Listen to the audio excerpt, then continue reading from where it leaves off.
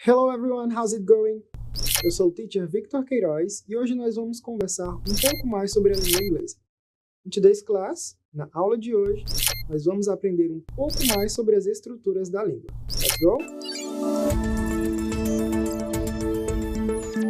Bem, para usarmos uma língua e nos comunicarmos eficientemente nela, é necessário que usemos os tempos verbais ao nos expressarmos. Desta forma, hoje conheceremos o tempo verbal Simple Present, ou em português, presente simples. Este tempo verbal é usado para indicar ações rotineiras, como na frase I wake up at 6 o'clock every day, por exemplo. Para expressar verdades absolutas, como na frase The water boils at 100 degrees. E também sentimentos, opiniões e desejos. Nas orações do Simple Present, é frequente o uso de expressões de tempo, já que elas indicam ações rotineiras, isto é, ações que se repetem com frequência. Alguns desses advérbios de tempo, que nada mais são que palavras que indicam frequência dos acontecimentos, são always, usually, often, frequently, sometimes, hardly ever, never, que correspondem respectivamente a sempre, geralmente, frequentemente, às vezes, quase nunca e nunca. Esses advérbios de frequência geralmente aparecem no final da frase, mas isso não é regra. Dependendo da ideia que a frase queira expressar, eles podem aparecer antes ou depois do verbo principal. Além desses advérbios, também existem as expressões once, que significa uma vez, e twice, que significa duas vezes. E junto com elas, você pode adicionar o período de tempo em que a referida ação se repete, como por exemplo, once in a month, que significa uma vez ao mês, twice a week, que significa duas vezes por semana. Agora, para começar a entender o Simple Present, acompanhe o texto a seguir. Lisa works as a secretary in a great office. She arrives there at 7 a.m. every day. She checks her schedule and day mails. She organizes some papers and she attends some calls.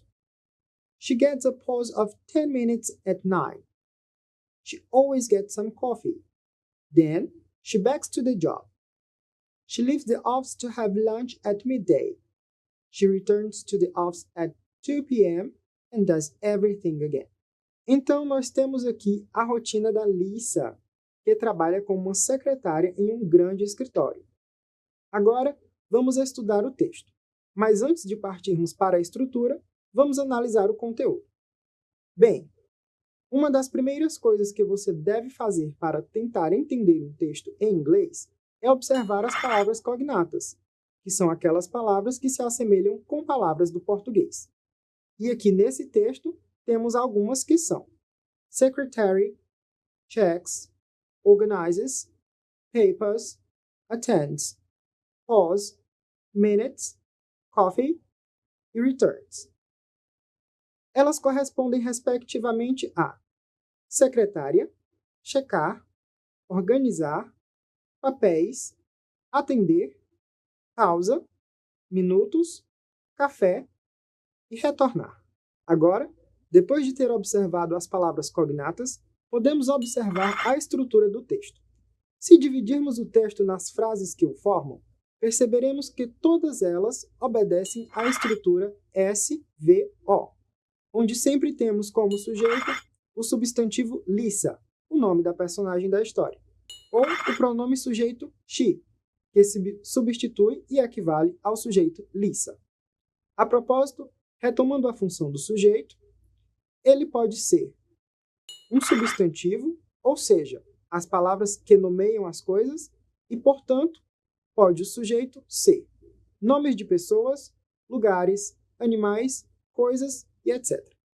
Vimos também que ele pode ser os pronomes pessoais, que são, na primeira pessoa do singular, I, que corresponde a eu, you, que corresponde a você, he, que corresponde a ele, she, que corresponde a ela, e it, que é o pronome neutro, usado na língua inglesa para se referir a objetos, lugares, coisas, animais.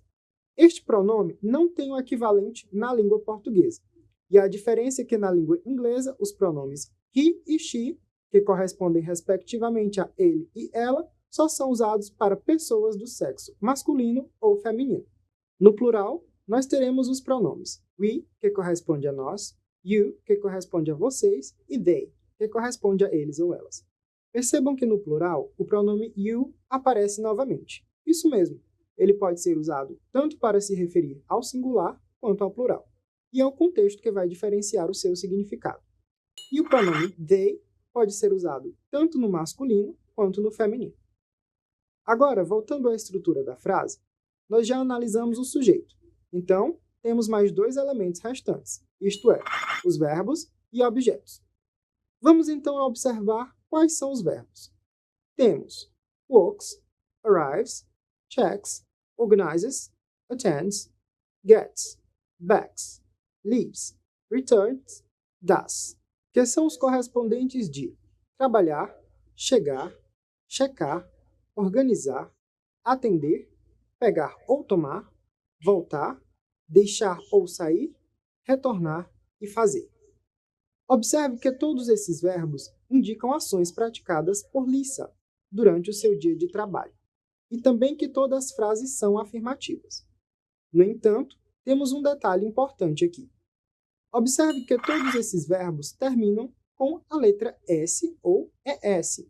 Isso ocorre porque nas frases afirmativas do presente simples, os verbos que acompanham a terceira pessoa do singular sofrem uma flexão de acordo com a letra que termina.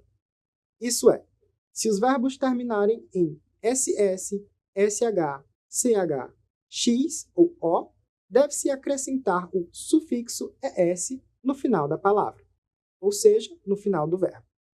Se o verbo terminar em consoante seguida da letra Y, retira-se a letra Y e a substitui por IES.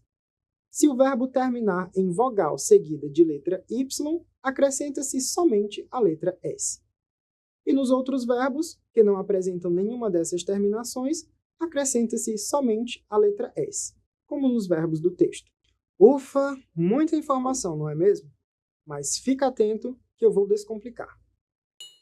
Essas regras aplicam-se somente à terceira pessoa do singular, ou seja, ao he, she e it, o que significa que com os outros pronomes pessoais, I, you, we, they, você só precisa colocar o verbo no infinitivo, isto é, sem alterar ele. Agora que já vimos como construir frases na afirmativa, vamos aprender a forma negativa, que é bem simples. Vamos usar um exemplo do próprio texto. Lisa worked as a secretary in a great office. Para passarmos essa frase para a negativa, será necessário apenas acrescentar o verbo auxiliar does, mais a palavra not após o sujeito Lisa. Assim, essa frase na negativa ficaria Lisa does not work as a secretary in a great office. Há também a possibilidade de contração ou junção do verbo auxiliar does com a palavra not, resultando em doesn't. Lisa doesn't work as a secretary in a great office. Observe também que o verbo na negativa volta à sua forma no infinitivo. Não necessita daquelas terminações que vimos agora há pouco nas frases afirmativas. Uma outra observação é que o uso do verbo auxiliar does ocorre somente na terceira pessoa do singular, ou seja, he, she, it. Com os demais pronomes pessoais, usa-se o verbo auxiliar do, também seguido da partícula de negação not, como na frase I do not think English difficult. I do not think English difficult. Também há a possibilidade de contração do verbo auxiliar do com a partícula de negação not, resultando em don't. Exemplo, I don't think English difficult.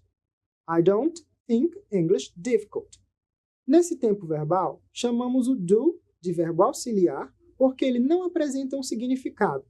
Embora sua tradução possa equivaler ao verbo fazer do português, nesse caso ele apenas aparece para auxiliar a definir o tempo verbal e a forma em que a frase está escrita. Daí o nome verbo auxiliar. Agora que você já viu as formas afirmativa e negativa, só falta a interrogativa, que por sinal é a mais fácil de todas.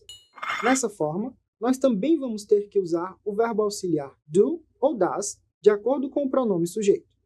Mas dessa vez, a única coisa que precisaremos fazer vai ser colocar esse verbo auxiliar antes do sujeito e indicar a interrogativa com o ponto de interrogação no final da frase. Por exemplo, Does Lisa work as a secretary in a great office? Do you think English difficult? Perceba que o verbo principal, isso é, aquele que indica a ação ocorrida na frase, também não sofre alterações. Wow, we finally end. Observe que todas as frases analisadas aqui obedecem à estrutura básica SVO, ou seja, sujeito, verbo, objeto. Algumas com acréscimo de elementos antes, entre ou depois dos elementos principais dessa estrutura, mas nunca sem alterar essa relação. Agora que você já aprendeu o tempo verbal Simple Present em todas as suas formas, você já é capaz de usá-lo para construir frases simples sobre o seu cotidiano em língua inglesa. Agora, acesse a plataforma, leia o texto de aprofundamento, responda as questões do quiz, responda a pergunta do fórum e deixe um comentário na resposta de 2 amigos. Bye bye, see you soon!